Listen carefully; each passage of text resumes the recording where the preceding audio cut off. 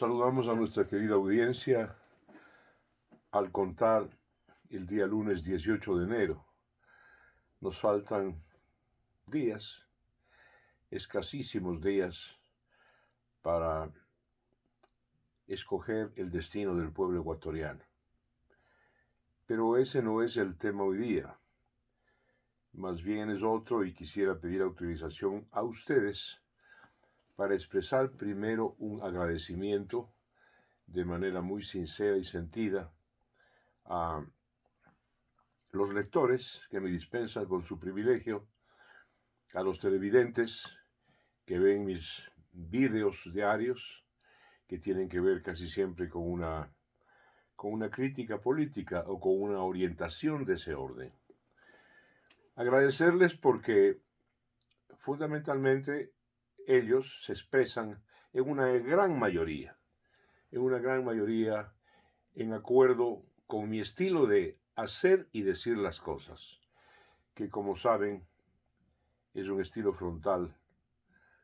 Voy a utilizar una vulgaridad. No tengo pelos en la lengua.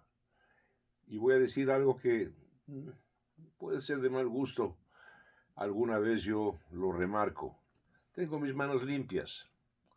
He estado en el poder público muchas veces. He tenido la oportunidad de hacerme rico otras tantas.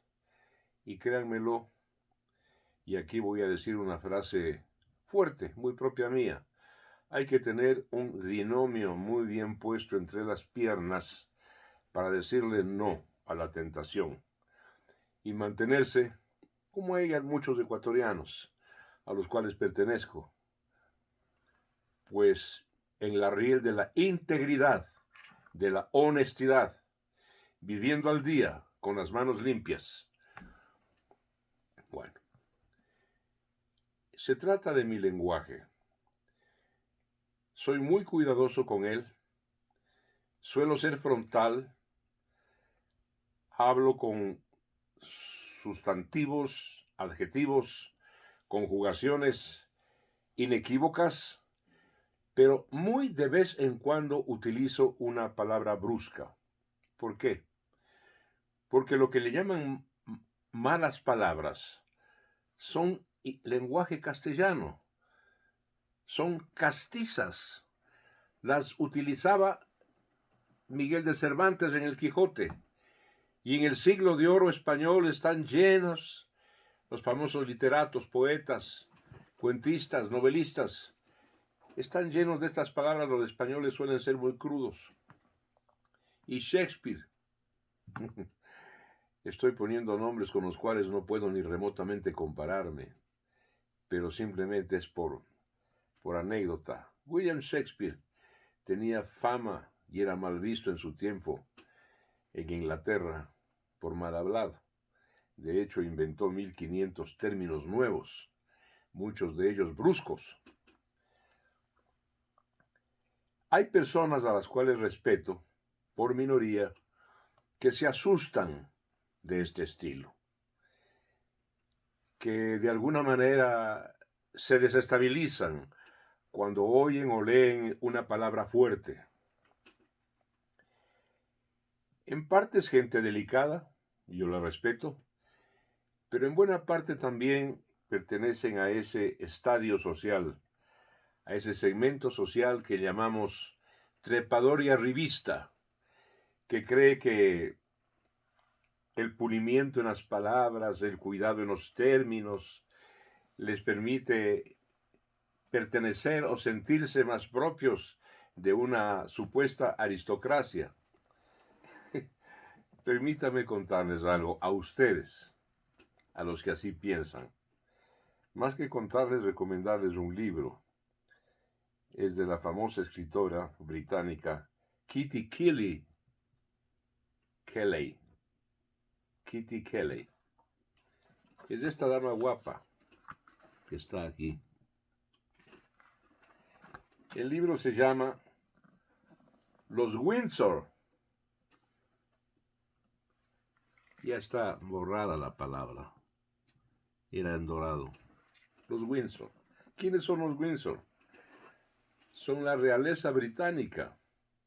El non plus ultra formal, en apariencia, de la delicadeza, del pulimiento, de las buenas maneras, de los protocolos.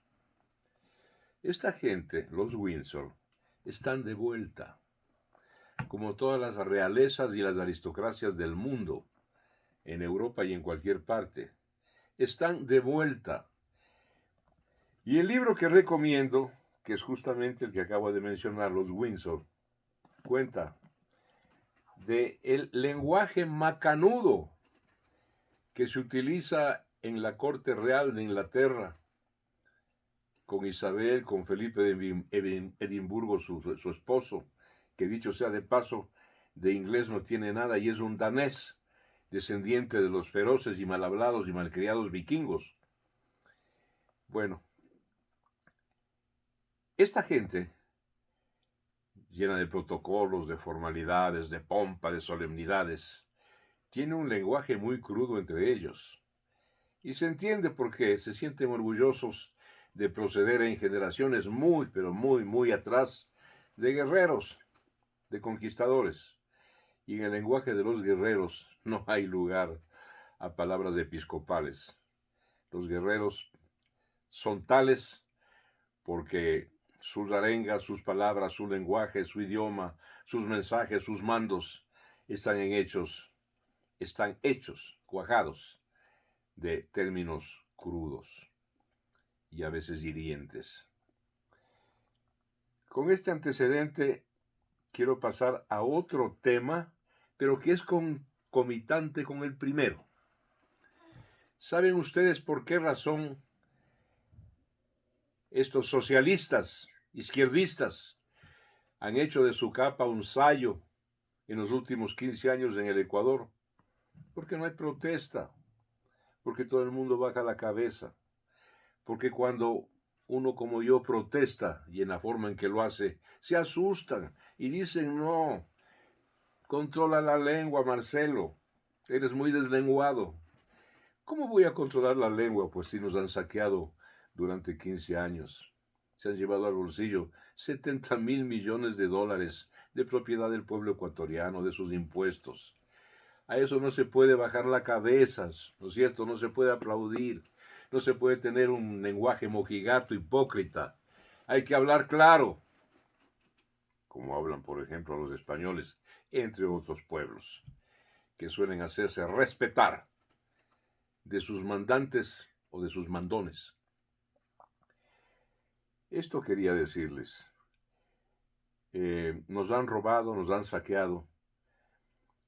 Y el tema al que quiero ir, que anuncié hace un momentico nomás, es preguntarnos por qué ya no hay protesta en las calles.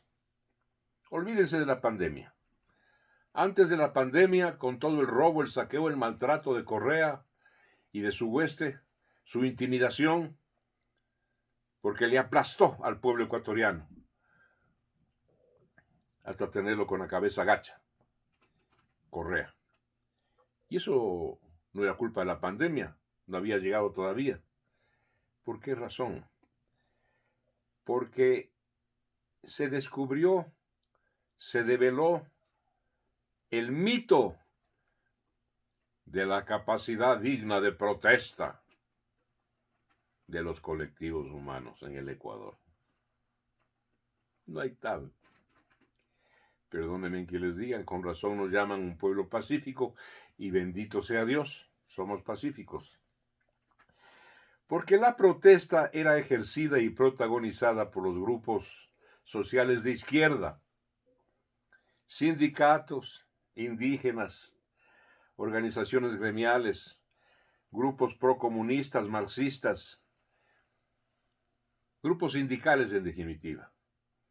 Estos hacían vanguardia en la protesta social, la que votó a Bucaram, la que votó a Lucio Gutiérrez, a Jamil Mahawad, y en fin. Los forajidos eran eso, eran una vanguardia de izquierdistas. Y entonces detrás de esa vanguardia se sumaban sectores de clase media de nuestras ciudades, pero nada más que eso. Nunca las clases medias a las cuales yo pertenezco salieron a protagonizar ninguna protesta. Eran estos adelantados, estos punta de lanza, estos cabeza de playa, los que protagonizaban y pendoneaban las protestas sociales. ¿Por qué no hay protestas ya? Porque estos están en el poder.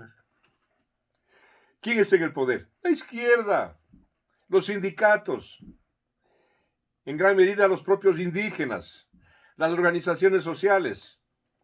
Y están en el poder robando, saqueando. Entonces no están en las calles donde antes estuvieron, perdonen. Están ahora en el poder. Por eso, plazas públicas, lugares que fueron antes el templo de la dignidad del pueblo maltratado, hoy están vacías. Esto hay que reconocerlo, paladinamente, porque aquellos que hacían su lucha a campo abierto hoy son poder, y un poder que ha robado y ha saqueado como ningún otro en la historia republicana. Quedan o quedamos pocos con la capacidad, y en cualquier plano y en cualquier escenario, en la calle, en la plaza, donde nos toque enfrentar, o aquí, ¿no es cierto?, en los paraninfos del pensamiento, hemos quedado pocos con la capacidad de alzar la voz, de alzar la cabeza y decirle al poder samba canuta cuando lo merece. Y no se asusten del lenguaje, porque como dije hace un momento, no podemos tener un lenguaje episcopal para decir no nos roben, por favor. Un abrazo para todos. Hasta mañana.